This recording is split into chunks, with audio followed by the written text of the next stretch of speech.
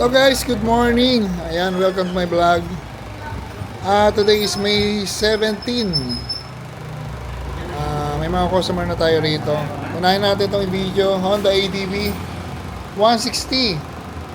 So kakapitan to natin ng auxiliary light na Zenlo. Ganito ang kakabit natin. Ayan. Pakita natin kung gaano kalaki ang Zenlo X7. Ayan o.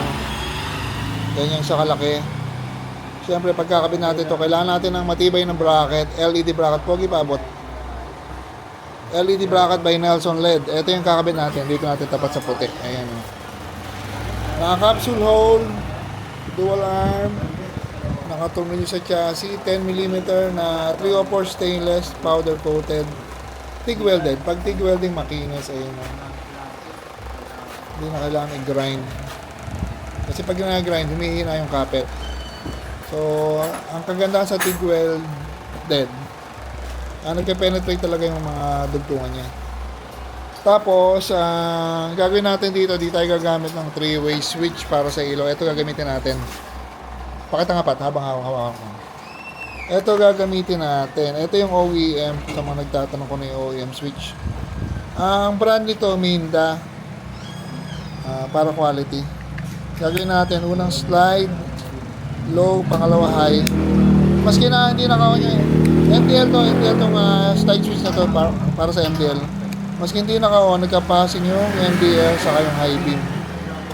Pagka ganyan kinabit nyo, plug and play lang yan, socket to socket. Kung makikita nyo yung socket nung stock switch, ito yung stock switch ni sir, ito. Ganito lang gagamitin natin, naka 9 pins na socket, naka 4, naka 6. Tapos may extra dalawang bullet para sa MDL na yun. Doon yung kakabit yung MDL wiring or MDL harness sa bullet terminal. Yan yung owner nito, suki na natin, taga Baliwag. Tapos yun, bracket, ilaw, OEM.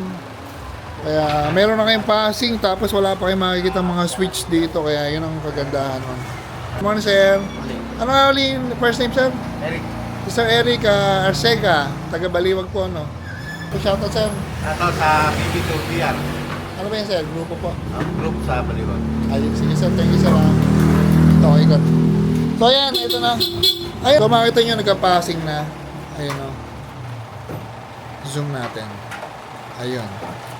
Pag nakakapit na yung mini driving light, pati MDL, nagka-passing na yan. Yung gato kasing OEM, nasisira din to, pero nalilinis kasi quality to.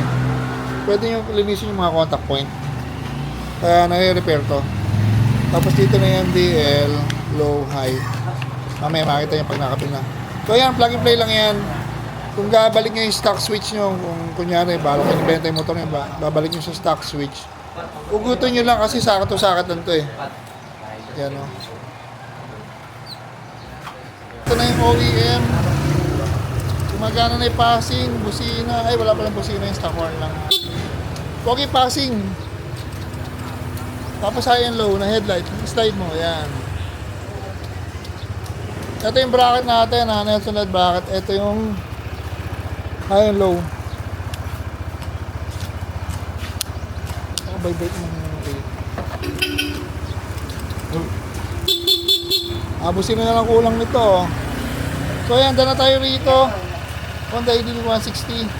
Plug and play lang yung OEM. Sir Alex na makabutan naman. Sir, thank you, sir, ha. Ayan, dala tayo.